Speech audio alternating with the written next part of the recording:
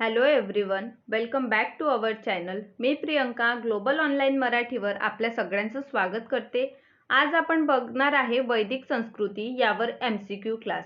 हा जो क्लास आहे तो मस्ट बी इम्पॉर्टंट क्लास आहे, कारण जे MCQ आहे आणि MS सेट जी एक्झाम आहे त्यामध्ये जे वैदिक कल्चर आहे यावर खूप प्रश्न विचारले जातात. मग ते त्यामधील वेद यांवर असो किंवा जे सामाजिक आर्थिक परिस्थिती आहे ऋग्वेदिक काळातील त्यावर असो, त्यामध्ये आपल्याला बरेचसे प्रश्न MS सेट एक्झाम मध्ये आलेला दिसतात. म्हणून आजचा जो लेक्चर आहे तो खूप जास्त इम्पॉर्टंट होणार आहे. तर या सगळ्या गोष्टी तुम्ही नोट डाऊन करून ठेवा. सोबतच आणखीन इम्प्रूव्हमेंट करण्यासाठी आपल्या प्रिपरेशन मध्ये MS सेट 2022 ची जी एक्झाम होणार आहे असिस्टंट प्रोफेसर या पदाकरिता, त्यासाठी ग्लोबल ऑनलाईन चॅनलवर हिस्ट्री या सब्जेक्टसाठी कोर्स लॉन्च करण्यात आलेला आहे. हा जो कोर्स आहे त्यामध्ये तुम्हाला मॉक टेस्ट मिळणार, ज्यामध्ये 10 पेक्षा अधिक मॉक टेस्ट तुम्हाला मिळणार आहे. सोबतच संपूर्ण अभ्यासक्रमावरील नोट्स, हे जे नोट्स आहे ते इंग्लिश आणि मराठी या दोन्ही लँग्वेजमध्ये तुम्हाला मिळेल. आणि MS सेटचं जे हिस्ट्रीचं सिलेबस आहे त्यासाठी तुम्हाला मार्केटमध्ये कोणतेही पुस्तक सेट एक्झामसाठी मराठी लँग्वेजमध्ये मिळणार नाही, तर ग्लोबल ऑनलाईन चॅनल थ्रू तुम्हाला मराठीमध्ये, संपूर्ण मराठीमध्ये नोट्स प्रोव्हाइड केले जाणार. सोबतच व्हिडिओ लेक्चर्स तुम्हाला मिळणार डेली बेसिसवर. डेली तुम्हाला व्हिडिओ लेक्चर मिळणार, सोबतच डाऊट क्लिअरिंग सेशन सुद्धा तुम्हाला मिळणार आहे. आणि सरावासाठी MCQ, वीकली तुमची इव्हॅल्युएशन टेस्ट होत असणार यामध्ये, आणि PYQ ज्यामध्ये तुम्हाला प्रिव्हियस इयर्स क्वेश्चन अभ्यासायला PDF सुद्धा मिळणार आहे. हा कोर्स परचेस करण्याची फीज आहे 4999. यामध्ये तुम्हाला पेपर 1 प्लस पेपर 2 दोनही पेपरचा संपूर्ण अभ्यासक्रम कव्हर केलेला मिळेल. हा जो कोर्स आहे तो परचेस करण्यासाठी तुम्ही या व्हॉट्सअप नंबरवर कॉन्टॅक्ट करू शकता किंवा ग्लोबल ऑनलाईन हा ॲप डाउनलोड करू शकता. चला तर मग आजच्या MCQ क्लासला आपण सुरुवात करूया. पहिला आपला क्वेश्चन आहे उपवेद आणि संबंधित वेद, ज्यामध्ये पहिला आहे आयुर्वेद, धनुर्वेद, गंधर्व वेद आणि फोर्थ आहे शिल्पवेद. आणि ब गटामध्ये आहे ऋग्वेद, यजुर्वेद, सामवेद आणि अथर्ववेद. ठीक आहे. आणि हा वेद जे आहे आपण 4 वेद अभ्यासले आहे. ठीक आहे. ज्यामध्ये आपण अभ्यासलं की ऋग्वेद, यजुर्वेद, सामवेद आणि अथर्ववेद. जे ऋग्वेद आहे त्याचा जे उपवेद आहे तो आहे आयुर्वेद. ठीक आहे. यामध्ये आयुर्वेद म्हणजे आपली जी हेल्थ कंडिशन आहे त्याविषयी माहिती दिलेली आहे. जे धनुर्वेद आहे, यजुर्वेद आहे, त्याचंच उपवेद आहे धनुर्वेद. याचे जे प्रतिपादक आहे ते विश्वामित्र आहे, आणि हे विश्वामित्र यांनी यामध्ये अस्त्रशस्त्राविषयी माहिती आपल्याला धनुर्वेदामध्ये दिसून येते. गंधर्ववेद जे आहे ते सामवेदाचे संबंधित उपवेद आहे. यामध्ये आपल्याला भरतमुनी हे त्यांचे प्रतिपादक किंवा प्रणेते आहे, आणि भारतीय संगीत जे आहे, संगीताचा जो इष्टदेवता आहे त्याला आव्हाने गंधर्व वेदा थ्रू दिले गेलेले आहे. शिल्पवेद जे आहे त्याचं जे संबंधित वेद आहे तो अथर्ववेद आहे, आणि अथर्ववेदाचे प्रतिपादक विश्वकर्मा आहे. ठीक आहे. आणि यामध्ये स्थापत्य कलाविषयी माहिती दिलेली आहे. अशा प्रकारे क्वेश्चन नंबर 1 चा आपला आन्सर होणार A. क्वेश्चन नंबर 2 कडे आपण वळूया. क्वेश्चन नंबर 2 आहे चरक संहिता नामक पुस्तक कोणत्या विषयाशी संबंधित आहे? ऑप्शन A आहे अथर्ववेद, B आहे राजनीती, C आहे चिकित्सा आणि D आहे धर्म. चरक संहिता ही जी पुस्तक आहे, ही जी बुक दिलेली आहे, या बुकाचे म्हणजे जे रायटर आहे ते चरक आहे. ठीक आहे. त्यांच्याच नावावरून हे चरक संहिता असे म्हटले जाते. आणि यामध्ये राजनीतीचा आपल्याला वर्णन केलेले दिसतात. म्हणजे चरक संहिता ही जी पुस्तक आहे ते राजनीती नाही, चिकित्सा यावर पूर्णपणे दिलेली आहे. ठीक आहे. तर ऑप्शन नंबर C याचा आन्सर आहे.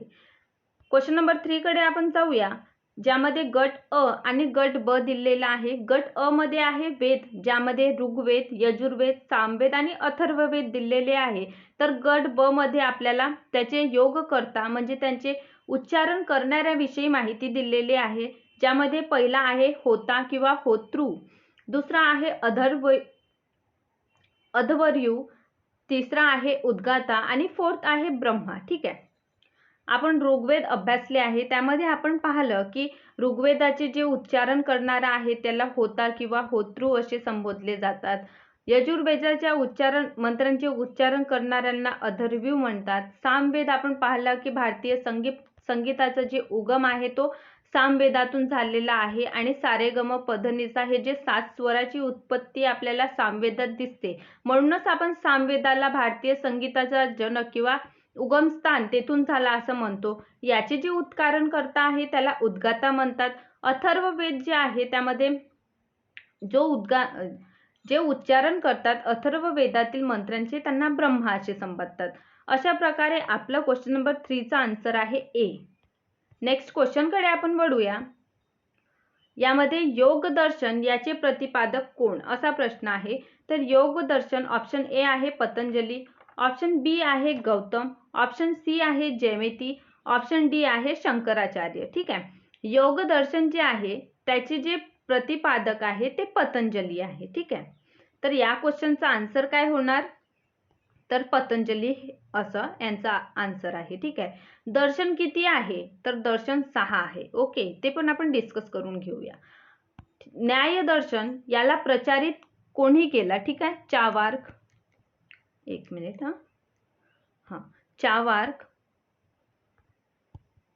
चार्वाक, गौतम, कपिल, जयमिती. ठीक आहे. तर न्याय दर्शन जे आहे, ठीक आहे, त्याचे जे प्रतिपादक आहे त्यांचं नाव आहे गौतम. ऑप्शन नंबर बी आपलं राईट असणार. ठीक आहे. आपण अगोदर पाहून घेऊ 6 दर्शन कोणते आहे. पहिला आहे साख्य दर्शन.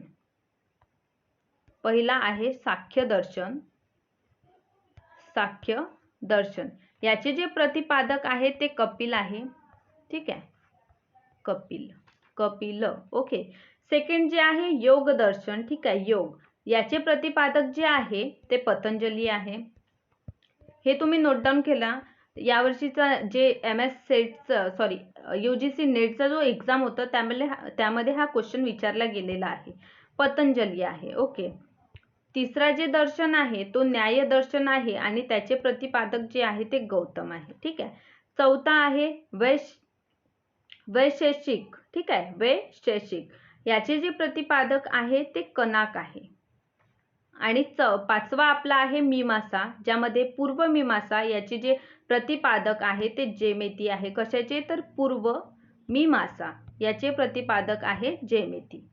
आणि लास्ट आपला आहे वेदांत, उत्तर मीमांसा. ठीक आहे, यालाच उत्तर मीमांसा म्हणतात आणि याचे जे प्रतिपादक आहे ते बादरायण हे आहे. ओके. नेक्स्ट क्वेश्चन कडे आपण वळूया. नेक्स्ट क्वेश्चन आपला आहे ऋग्वेदिक काळात यव म्हटले जात. हा मस्ट बी इम्पॉर्टंट आहे, नोट डाऊन करून नक्कीच ठेवावा. ठीक आहे. यव. ठीक आहे. यव काय होतं, तर गहू होतं, बी तांदूळ, सी यापैकी नाही की डी यव यापैकी नाही. कारण यव जे आहे ते ज्वारीला म्हटलं जात होतं. ठीक आहे. तर म्हणून याचा आन्सर होणार यापैकी नाही. नेक्स्ट क्वेश्चन कडे आपण वळूया की विही शब्द कशासाठी प्रयुक्त केलेले आहे ऋग्वेदात. पहा, ऑप्शन ए आहे तांदूळ, बी आहे गहू, सी आहे जव आणि डी आहे कपास. तर विही हा जो शब्द आहे तो तांदळाला पर्यायी शब्द आहे. ओके, म्हणजे ऑप्शन ए आपलं इथे राईट होणार. अथर्व याचा अर्थ काय, पहा, जेव्हा आपण अथर्व वेद याचा अभ्यास केला त्यामध्ये आपण पाहिला की अथर्व अंगिरा. ओके, तर अथर्व अंगिरा जे आहे ते प्रतिपादक आहे, म्हणजे प्रणेते आहे अथर्व वेदाचे. ओके, तर ऑप्शन ए आहे पवित्र जादू, ऑप्शन बी आहे स्तुती, ऑप्शन सी आहे दर्शन, ऑप्शन डी आहे यज्ञ. क्वेश्चन नंबर 8 चा आपला आन्सर आहे ए. ओके, अथर्व म्हणजे पवित्र जादू किंवा पवित्र विद्या आणि अंगिरा म्हणजे अपवित्र जादू किंवा अपवित्र विद्या. क्वेश्चन नंबर 9 कडे आपण जाऊया. क्वेश्चन नंबर 9 मध्ये आपल्याला गट अ आणि गट ब दिसते. ठीक आहे. पहिला आहे शिक्षा, दुसरा आहे कल्पसूत्र, तिसरा आहे निरुक्त आणि चौथा आहे छंद. पहा, छंद याला आपल्याला जोड्या जुळवायच्या आहे. जोड्या कशा जुळवू आपण ते तुम्ही लक्षात घ्या. शिक्षा जे आहे त्याचा अर्थ काय आहे, तर ध्वनिशास्त्र. ठीक आहे, एक मिनिट.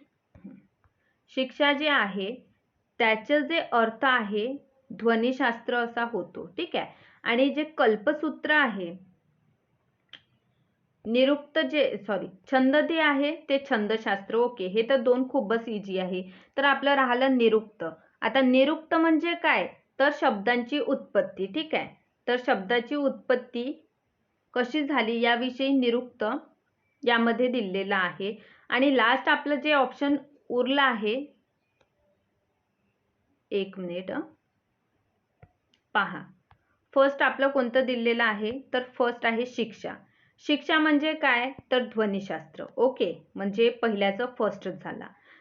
सेकंड आपलं दिलेलं आहे कल्पसूत्र. आता कल्पसूत्र म्हणजे काय, एक मिनिट. कल्पसूत्र म्हणजे कर्मकांड, निरुक्त म्हणजे शब्दांची उत्पत्ती आणि छंद म्हणजे छंदशास्त्र. Okay, I hope I clear असणार. शिक्षेचं ध्वनिशास्त्र आहे, कल्पचं कर्मकांड आहे, निरुक्तचं शब्दाची उत्पत्ती आणि छंद म्हणजे छंदशास्त्र. ओके, नेक्स्ट क्वेश्चन कडे वळूया. खालीलपैकी कोणते स्मृती प्राचीनतम आहे. पहा, आपण स्मृतींचा अभ्यास केलेला आहे, ज्यामध्ये आपण पाहिलं की मनुस्मृती जी आहे ती सगळ्यात प्राचीन आहे. म्हणून या क्वेश्चनचं आपलं आन्सर होणार option number A. Next question कडे आपण वळूया. आदिकाव्य ही संज्ञा कशाला दिली जाते. पहा, यामध्ये ऑप्शन ए आहे रामायण, ऑप्शन बी आहे महाभारत, ऑप्शन सी आहे गीता, ऑप्शन डी आहे भगवत पुराण. आदिकाव्य कशाला संबोधतात. ठीक आहे, तर हे आहे आदिकाव्य. पहा, आपण अभ्यासलं की आदिकाव्य आपण रामायणाला म्हणतो आणि त्याचे जे रामायणाचे जे लिहिणारे आहे वाल्मिकी यांना आपण आदि कवी संबोधतो. ठीक आहे, म्हणून या क्वेश्चनचा आन्सर आहे ए. नेक्स्ट क्वेश्चन कडे आपण वळूया. यामध्ये काय दिलेलं आहे, तर जे यज्ञ वगैरे होतात ते आणि ते कशासाठी केले जातात, हा क्वेश्चन इम्पॉर्टंट आहे. तुम्ही नॉलेजसाठी तरी ही गोष्ट लक्षात ठेवा की राजसूय यज्ञ म्हणजे काय, अश्वमेध यज्ञ म्हणजे काय, वाजपेयी यज्ञ आणि अग्निष्टोम यज्ञ काय होत असतात. पहा, राजसूय यज्ञ जे आहे ते राज्याचे जे राजसिंहासन आरोहण याच्या संबंधित होत असतात, म्हणजे राज्याचे राज्याभिषेक. ठीक आहे, राज्याभिषेकासाठी राजसूय यज्ञ होते. अश्वमेध यज्ञ जे आहे ते राजनैतिक शक्ती वाढविण्या हेतू यामध्ये काय होत असते, ते घोडा जे आहे त्याला सोडलं जातात, असंच नाही का. तर तो घोडा जिथपर्यंत जाणार तिथपर्यंत त्या सम्राटाचं किती साम्राज्य विस्तार राहणार. अशा प्रकारे अश्वमेध यज्ञ. ठीक आहे. सेकंड. थर्ड आहे वाजपेयी यज्ञ. हा कशासाठी होते, तर शौर्य प्रदर्शन आणि मनोरंजनासाठी होते. यामध्ये स्वतः राजाही पाठ घेत असतो. ठीक आहे, तर वाजपेयी जे यज्ञ आहे ते मनोरंजनासाठी होत असते. आणि अग्निष्टोम यज्ञ जे आहे ते देवतांना प्रसन्न करण्यासाठी आणि यासोबतच पशुबळी आणि सोमरस. ठीक आहे, या सगळ्यांचं जे वापर आहे किंवा सेवन वगैरे अग्निष्टोम यज्ञामध्ये होत असायचं. तर हा जो क्वेश्चन आहे त्याचा आन्सर आपला आहे option number A. Okay, next question कडे आपण वळूया.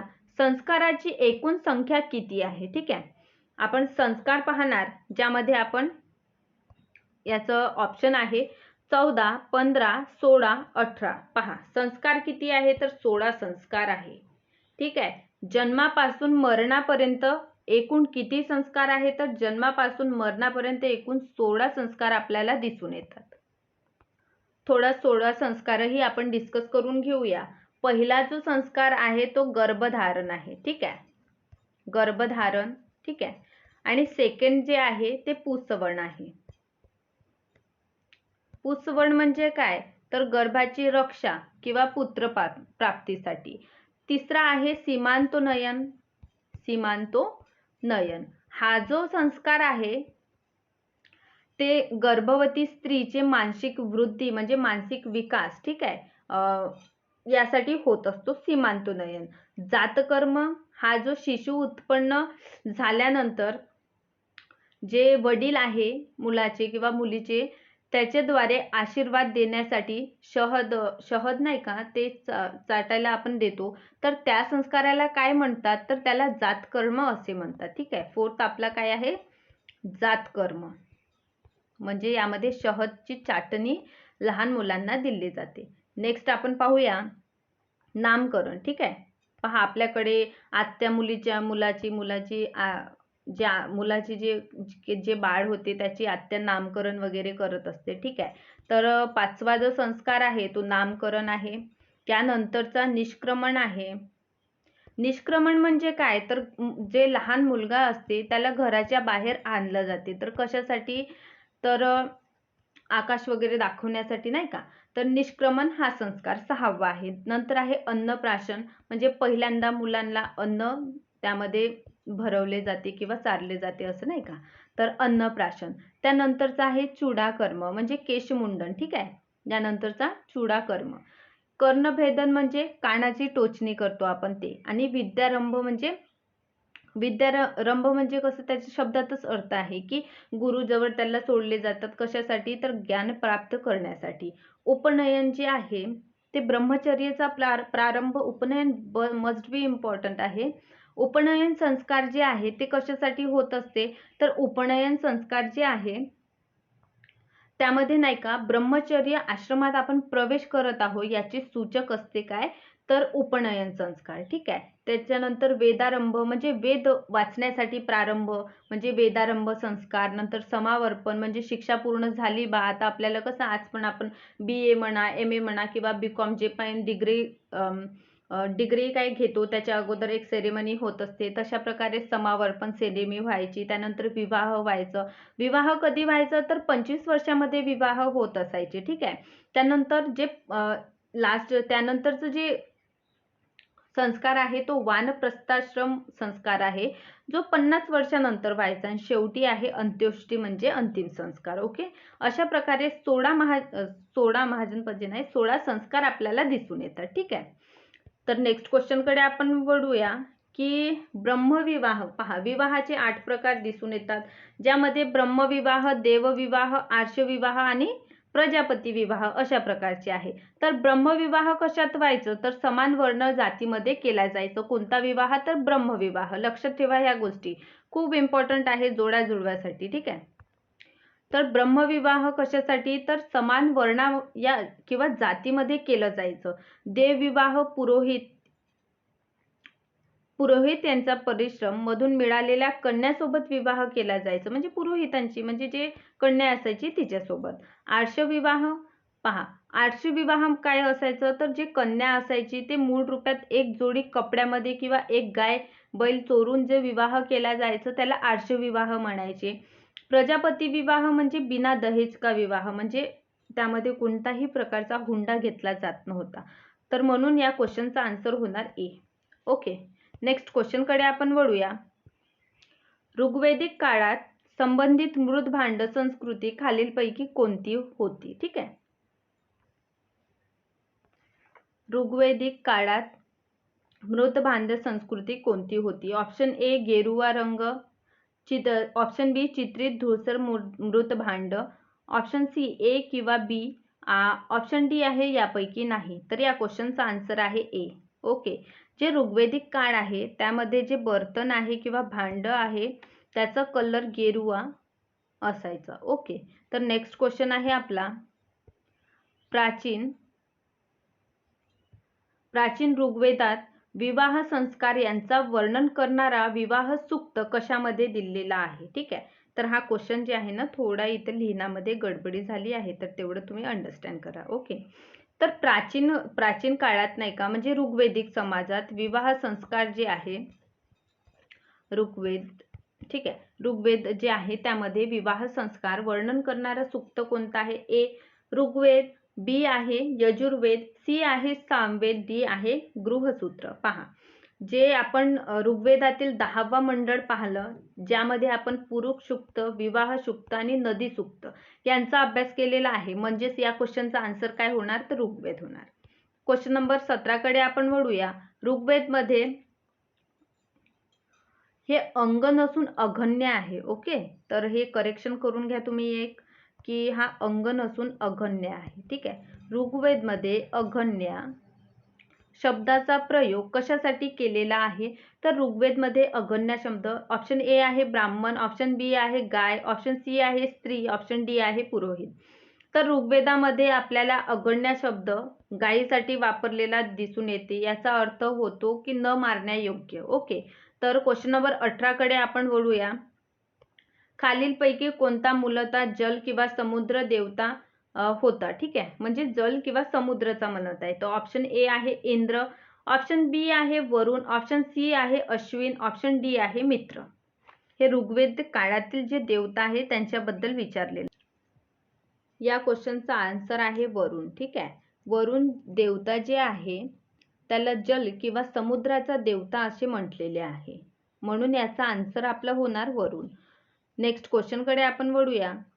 ऋग्वेदमध्ये एकूण किती सूक्त आहे. ठीक आहे, आपण ऋग्वेदाचा अभ्यास केला आहे. तर ऑप्शन ए आहे 1017, ऑप्शन बी आहे 1020, ऑप्शन सी आहे 1028, ऑप्शन डी आहे 1128. ओके, तर या क्वेश्चनचा आन्सर जे आहे ते आहे ऑप्शन नंबर सी.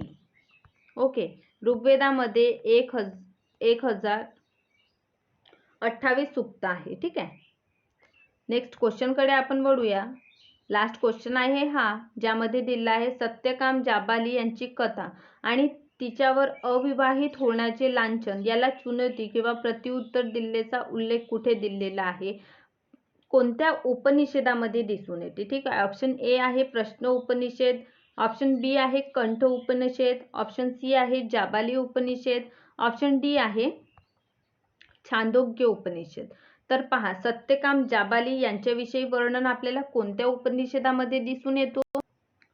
ऑप्शन आहे आपला डी छांदोग्य उपनिषेध. यामध्ये आपल्याला सत्यकाम जाबाली यांच्याविषयी कथेचा वर्णन केलेला दिसून येतो. अशा प्रकारे आजच्या लेक्चरमध्ये आपण 20 MCQचा अभ्यास केलेला आहे. हे जे 20ही MCQ आहे ते व्यवस्थित नोट डाऊन करून ठेवा. येणाऱ्या सेट एक्झाममध्ये हे जे प्रश्न आहे ते खूप जास्त इम्पॉर्टन्स आहे. Okay, thank you so much for watching my video. Video आवडला असते नक्कीच तुम्ही चॅनलला सबस्क्राईब करा आणि हा कोर्स परचेस करायला विसरू नका. So thank you so much for watching my video.